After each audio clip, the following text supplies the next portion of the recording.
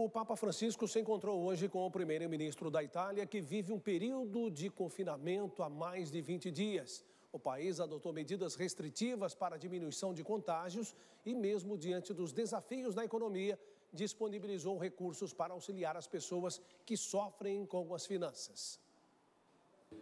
Francisco recebeu o primeiro-ministro da Itália, Giuseppe Conte, no Palácio Apostólico na manhã de hoje.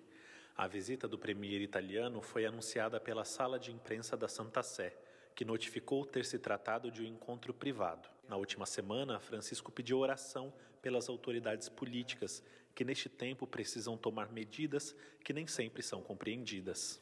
Eu vorrei chiedervi di pregare per le autorità.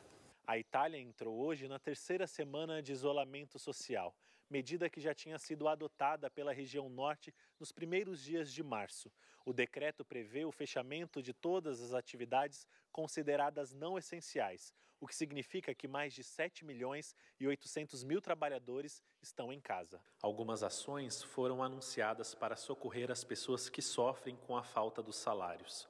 400 milhões de euros foram distribuídos entre as regiões do país, para que cheguem às famílias através de vale-compras. O Papa Francisco, numa carta enviada ao presidente da Comissão Pan-Americana de Juízes para os Direitos Sociais, o argentino Roberto Andrés Gallardo, destacou que alguns governos adotaram medidas exemplares, com prioridades bem definidas para defender a população. Ressaltou que algumas dessas decisões incomodam aqueles que são obrigados a cumpri-las, mas visam o bem comum. São governos, escreveu o pontífice, que enfrentam a crise e mostram a prioridade de suas decisões, primeiro às pessoas, mesmo que isso acarrete em prejuízo econômico.